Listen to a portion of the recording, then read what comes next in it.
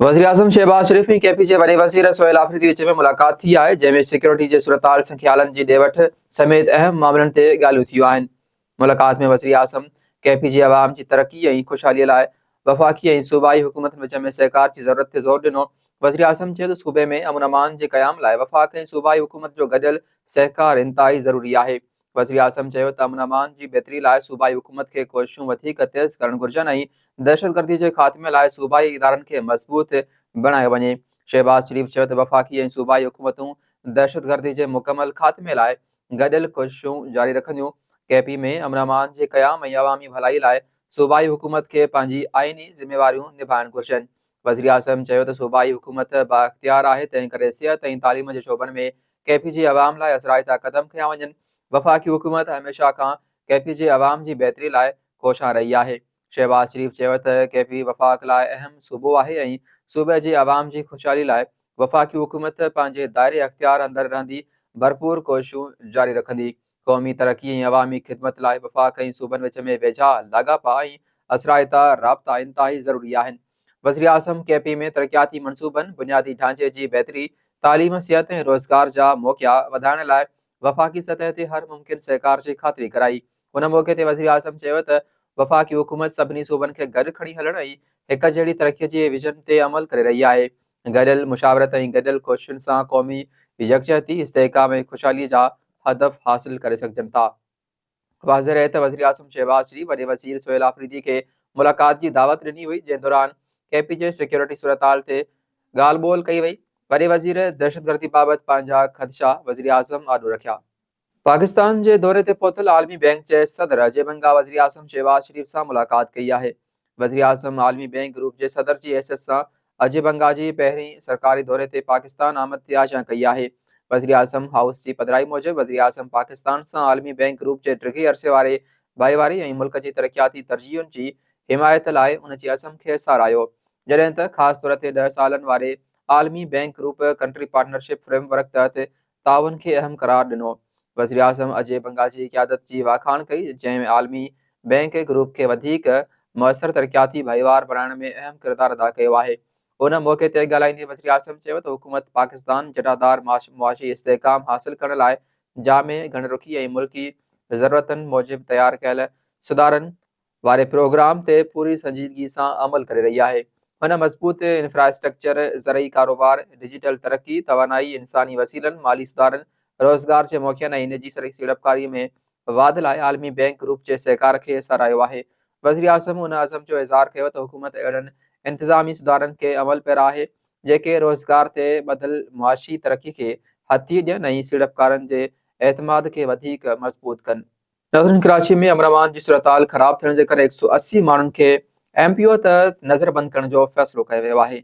इन हवाले सां वीडियो लिंक ते मौजूदु आहे इसहाक़ सरकी।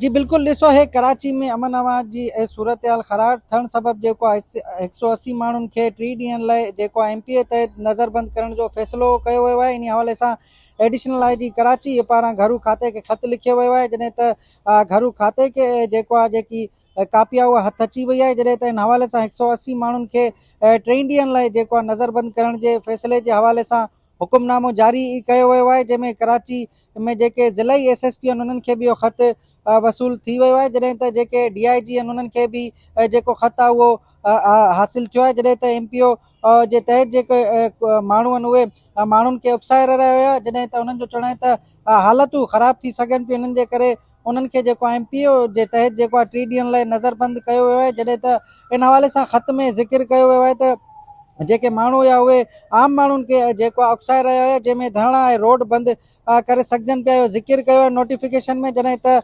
नोटिफिकेशन में जेको आहे शामिल माण्हुनि जा जेके नाला आहिनि उहे बि मेंशन कया विया आहिनि, जॾहिं त इन हवाले सां अमन अमान जी सूरत हाल ख़राब थी सघे थी। इन हवाले सां उन्हनि माण्हुनि खे 1 महीने लाइ नज़रबंद कयो वियो, जॾहिं त तमामु जेके माण्हू आहिनि उहे राति खां ई कल्ह खां ई जेको आहे उन्हनि खे नज़रबंद कयो वियो, जॾहिं त इन हवाले सां जॾहिं असांजी पुलिस ऑफिसरनि सां ॻाल्हि ॿोल थी आहे, उन्हनि जो चवणु आहे त जेके माण्हू उन्हनि खे डिस्ट्रिक्ट मलीर जेल में जेको आहे कैद तौरु रखियो वियो आहे, जॾहिं त 1 महीने जे लाइ उन्हनि खे नज़रबंद कयो आहे, जॾहिं त इन हवाले सां घरू खाते पारां जेको नोटिफिकेशन आहे उहो बि जारी कयो वियो, जॾहिं त हिन हवाले सां एडिशनल आई जी आज़ाद ख़ान पारां जेको आहे ख़त लिखियो वियो, उनमें जेको आहे तमामु जेके माण्हू उन्हनि खे मैंशन करे इहो ज़िक्र कयो वियो त उहे कराची समेत सिंध जे मुख़्तलिफ़ हंधनि ते हालतूं ख़राब करे सघनि था, इन्हनि जे करे उन्हनि खे 1 महीने लाइ नज़रबंद कयो वञे, जॾहिं त इन हवाले सां तमामु जेके ज़िले जा SSP आहिनि उहे ऐं DI जिन खे जेके ख़त आहे उहो मिली वियो आहे। इन हवाले सां जेके तमामु माण्हू उन्हनि खे नज़रबंद करे कराची मलीर जेल में रखियो वियो आहे ऐं मुख़्तलिफ़ ज़िला जिथां जेको आहिनि माण्हुनि खे जेको आहे उतां खणी करे मलीर जेल में रखियो वियो, जंहिंमें डिस्ट्रिक्ट मलीर हुजे, डिस्ट्रिक्ट ईस्ट हुजे,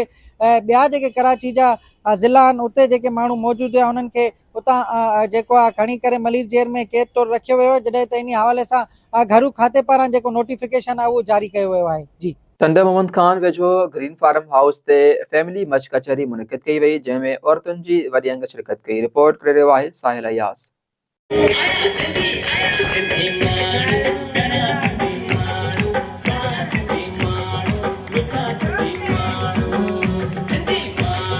जी बिल्कुल, अॼु टंडे मोहम्मद खान में सिविल सोसाइटी तरफ़ां हिकिड़ी मुनफ़रद औरतुनि जी मच कचहरी रखी वई आहे। उन मौक़े ते टंडे मोहम्मद खान जे मुख़्तलिफ़ फैमिलीज़ वॾे अंग में शिरकत कई आहे। सिंध जे मुख़्तलिफ़ इलाइक़नि मां हिते औरतूं पहुतियूं आहिनि, उन्हनि सां ॻाल्हि ॿोल करियूं। हीअ जेको मच कचहरी आहे ऐं नथी सम्झां नई आहे, हीअ असांजी पुराणी रस्म आहे जंहिंखे ॿीहर जेको आहे सो वरी आंदो वियो आहे सोसाइटी में, ऐं हिन सां इहो जो असांजा सोशल वास्ता वधनि था, मुहबतूं वधनि थियूं, हिक ॿिए सां शेयरिंग थिए थी, ऐं असांखे पंहिंजी ख़ुदि इख़्तियारी जे करे जीअं असांजो मर्दनि जो मच कचहरी थियनि थियूं त औरत खे पुठिते रखियो वियो आहे, त हिन में बराबरीअ जो जेको सबूत आहे त असां जेके मर्द ऐं औरतुनि जी मच कचहरी थिए थी त उन में इहो आहे त असां बराबरि आहियूं।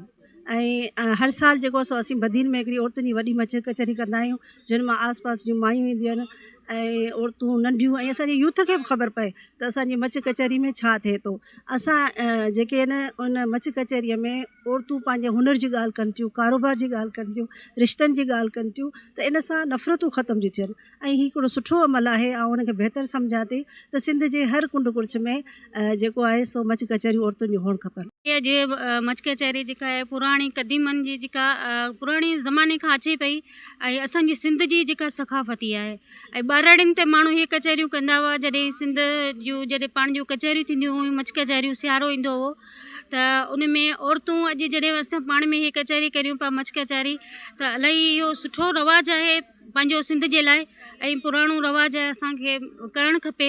ये सिंध जी सूंह आहे जेका मच कचहरी आहे पाण जी।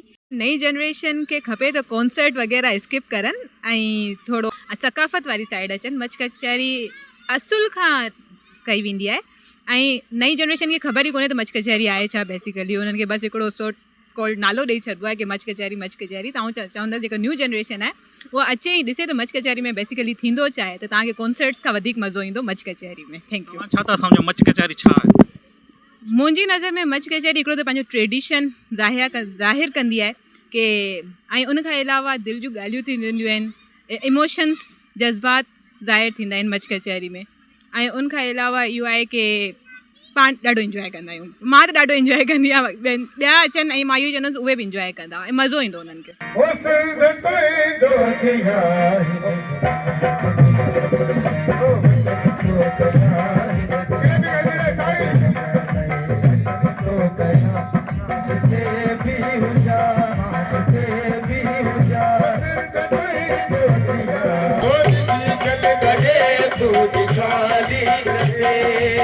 असांजो त सकाफ़ती रंगनि सां लाइट माहौल में औरतुनि खे घुरायो वञे, जिते हू अची थोरो फ्रेश हवा में अची मच कचहरी जो मज़ो वठनि, हिक ॿिए सां ॾुख सूर वंडे ते लुत्फ़ अंदोज़ थियनि, ऐं मौसीक़ी जेका सिंधी मौसीक़ी आहे उनखे सही तरह इंजॉय करे सघनि। असांजूं औरतूं अज़ीम आहिनि, हमेशह मर्दनि मच कचहरियूं मचायूं आहिनि, मच कचहरियूं थींदियूं बि आहिनि, पर हिन दफ़े टंडे मोहम्मद खान जी सिविल सोसाइटी जी औरत भेनरुनि मच कचहरी सजाई आहे। हिन में असां मर्दनि खे बि इन्हनि शामिलु थियण जो चयो आहे त तव्हां बि अचो, असीं गॾिजी जेके ॾुख दर्द आहिनि, सिंध धरतीअ जा जेके इल्मी अदबी ॻाल्हियूं आहिनि, सकाफ़त जूं ॻाल्हियूं आहिनि, सुघड़ाइप जूं ॻाल्हियूं आहिनि, उन्हनि खे मंज़र आम ते आंदो वञे। असां अमन ऐं प्यार जो पैगाम ॾिनो आहे। सिंध धरती असांजी अमन जी मोहबतुनि जी सरज़मीन आहे।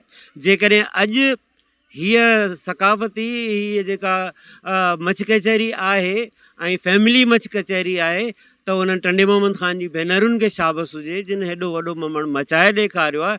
गिलागीपती कंदियूं ई कोन आहिनि, मोहबत जी सरज़मीन जो मोहबत ई नियाणियूं आहिनि ऐं मोहबत जो ऐं अमन जो पैगाम असां ॾियणु चाहियूं पिया। ही भेनरूं मोहबत ऐं प्यार जो पैगाम ॾियणु चाहिनि पियूं। नाज़रीन, तव्हां सिविल सोसाइटी टंडो मोहम्मद ख़ान जी औरतुनि तरफ़ां रखियल मच कचहरी में औरतुनि जूं ॻाल्हियूं ॿुधियूं। हिननि जो चवणु आहे त अहिड़ियूं मच कचहरियूं औरतुनि जूं वधीक थियणु घुरिजनि त जीअं हिते औरतुनि खे ख़बर पए त सिंध जी सकाफ़त छा आहे, क़दीमी सकाफ़त जेकी सिंध जी आहे, मच कचहरी, उन मां लुत्फ़ अंदोज़ थियनि। साहिल अयास, WTN न्यूज़, टंडो मोहम्मद ख़ान।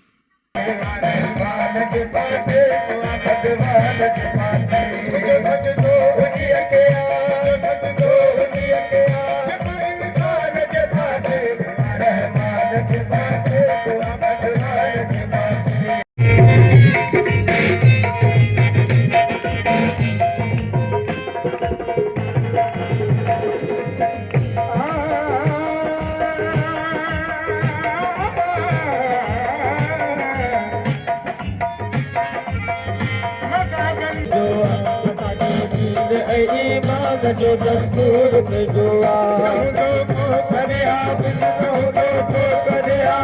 रहमान के पासे भगवान के पासे हो सिंध तुई जो थिया